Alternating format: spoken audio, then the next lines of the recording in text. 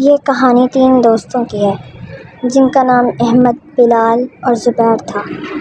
یہ تینوں ہمیشہ ایڈونچر کے شوقین رہتے تھے اور اپنے گاؤں کے گرد و نواح میں مختلف جگہوں پر جانے کی منصوبہ بندی کرتے رہتے تھے۔ ایک دن بلال نے ایک عجیب و غریب تجویز دی کہ چلو گاؤں کے پرانے قبرستان چلتے ہیں، سنا ہے وہاں رات کے وقت کچھ عجیب و غریب چیزیں ہوتی ہیں۔ احمد اور زبیر نے پہلے تو اعتراض کیا، لیکن بلال کی ضد کے آگے وہ ہار گئے۔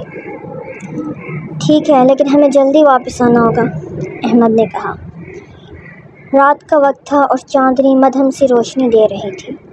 تینوں دوست ٹارچ اور کچھ کھانے پینے کا سامان لے کر قبرستان کی طرف روانہ ہوئے۔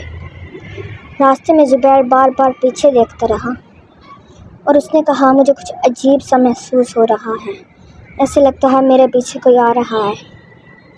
احمد نے مذاق کرتے ہوئے جواب دیا، ڈرپوک مت بنو، یہ سب کہانیاں ہیں۔ قبرستان پہنچتے ہی تینوں دوستوں کو عجیب سی خاموشی محسوس ہوئی۔ ہوا بھی ساکن ہو چکی تھی اور ہر طرف گھنے درختوں کے سائے زمین پر عجیب و غریب شکلیں بنا رہے تھے۔ چلو آگے بڑھتے ہیں، بلال نے کہا اور قبرستان کے اندر قدم رکھا۔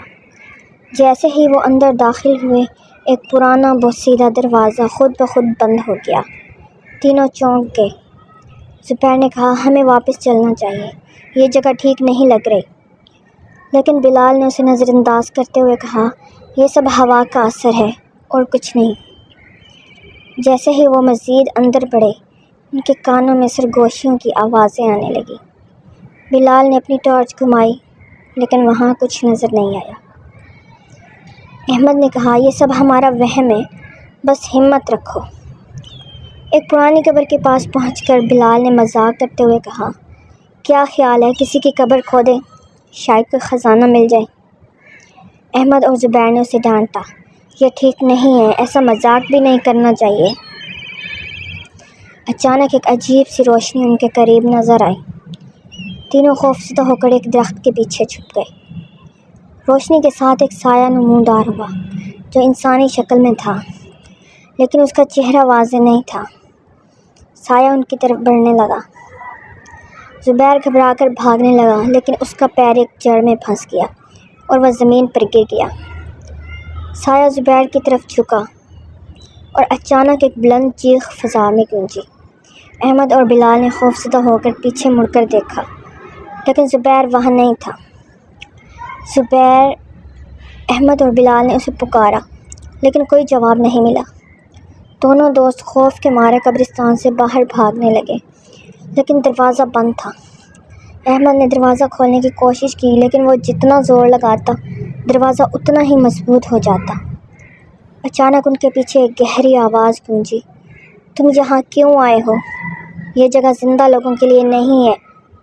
وہ پلٹے تو سامنے وہی سایہ کھڑا تھا۔ بلال نے کانپتی ہوئی آواز میں کہا، ہم معافی چاہتے ہیں، ہمیں جانے دو۔ سایہ بولا، یہ تمہاری سزا ہے، زبیر اب واپس نہیں آئے گا اور تم دونوں کبھی اس رات کو نہیں بھول سکو گے۔ پھر اچانک دروازہ خود بخود کھل گیا اور احمد اور بلال بھاگتے ہوئے باہر نکل آئے۔ وہ سیدھے گاؤں کے مولوی صاحب کے پاس گئے اور تمام واقعہ سنایا۔ مولوی صاحب نے کہا، یہ جگہ جنات اور بھوتوں کا مسکن ہے، زبیر کے لیے دعا کرو اور اللہ سے معافی مانگو۔